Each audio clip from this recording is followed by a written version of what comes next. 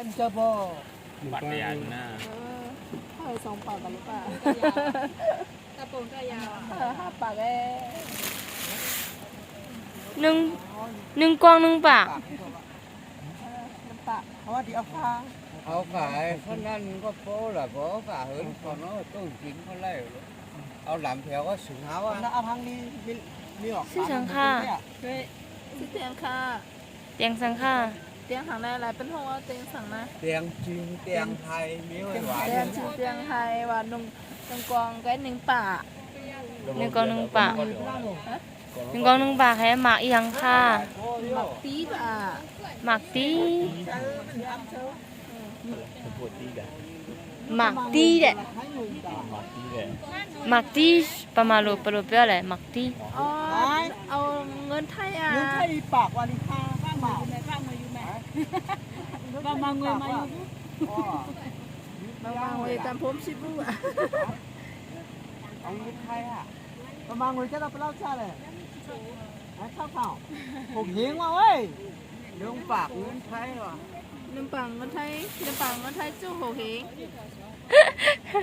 တပုံတရားဆိုတရားထိုင်းငွေပြောတာ เอ้ยนี่ ထိုင်းငွေပဲယူတယ်တဲ့ပမာဏ จ้ะ ตะยาหาทอง อย่าเธอไปยัดเข้าไปหนูไว้ ตังไทยเหรอตังไทยเหรอ เอาความใจว้าว เขาพูดทำมาหน่อยยังหัว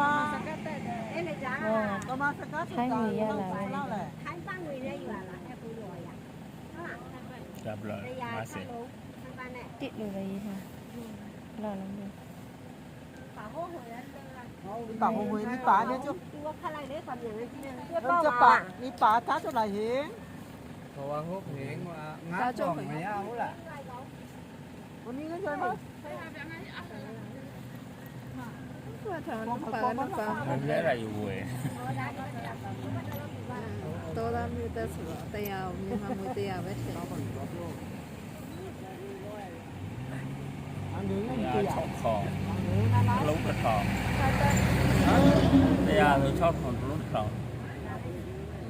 အေးအဲ့ကြောင့်မို့ပတ်စံတရားလေးနဲ့ထိုင်ဆောင်နေတဲ့အလုပ်တော့မဟုတ်တော့လို့ ก็แล้วตาชิเล็กก็ต้องมือแบบตรงนั้นแหละ မဟုတ်လေတန်ဖိုးမရှိလို့မရချင်လို့နေပမာငွေ เดี๋ยวซื้อหลำแท้หังอ่ะ อะไร ของเขานั่นน่ะ ฮะ ที่ลำพันอย่าง เดี๋ยวซื้อหลำ จี แท้ เส้นลำแค่ยังน่ะที่เอากะเอิญค่ะ เ